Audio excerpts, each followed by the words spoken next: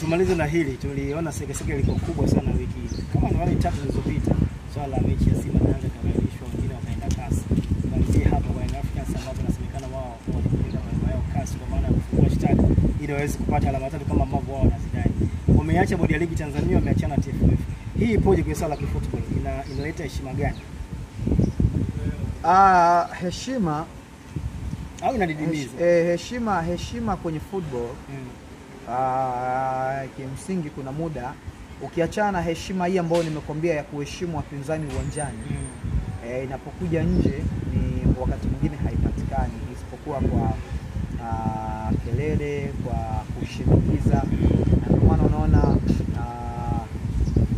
kocha anapokuwa ameona hajafanywa sawa, anazungumza kwenye press conference. Unapoona mchezaji hajafanywa sawa na hoda wao anazungumza.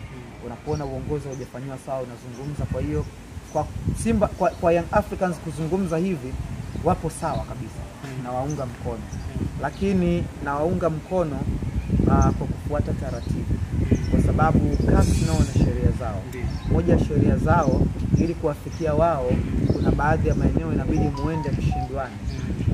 Mkishashindwana hayo maeneo, ndio mnakwenda kasi, kwa maana sehemu ya rufani, sehemu ambapo ni chombo cha juu cha maamuzi katika mpira wa miguu. Naona bwana, sasa Yanga nadhani jambo lao bado lipo katika mamlaka ya soka hapa Tanzania. Bodi ya ligi wanatarajia kutoa tamko. Sasa kama tamko ni litawafeva Yanga au halitawafeva Yanga, inawezekana Yanga wanasema kwamba hatuchezi ndio tamko lao. Alafu ikafika sehemu bodi ya ligi nao labda pengine baada ya kukaa vikao kadhaa wakasema, lakini tulijikwaa labda sehemu fulani kwa heshima ya mpira na kwa utaratibu wa mpira. Of course mechi haitakiwi kuwepo, inatakiwa kwa hivi. Inawezekana ikawa hivyo. Kwa hiyo kama wao sasa wameenda kasi, alafu Yanga wakasema, sawa, bodi ya ligi wakasema haitochezwa mechi, kilichowapeleka kasi nini? Kwa hiyo mwisho wa siku washindwane kabisa, yani wahakikishe wameshindwana kabisa. Bodi ya ligi watangaze kwamba tarehe ya mchezo ni tarehe fulani, mechi itachezwa uwanja fulani. Baada ya hapo sasa Young Africans wanachukua tarehe ya mechi, wanachukua kilichotokea katika mechi ambapo ilitakiwa kuchezwa tarehe 8, wanaambatanisha, alafu wanaenda kasi. Jamani, sisi mechi ilikuwa hivi na hivi na hivi, haikuchezwa kwa sababu mpinzani wetu aliomba kutoingia uwanjani.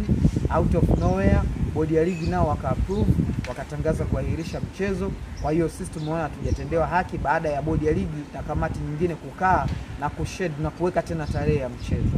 Kwa hiyo baada ya hapo nakwenda sasa kasi, na kasi wanaweza kuwasikiliza. Lakini kama mamlaka za hapa hazijamalizana nao, inakuwa ni ngumu kidogo kasi kufanya kazi. Inabidi kwanza wamalizane na hapa ili kasi wawe na reference.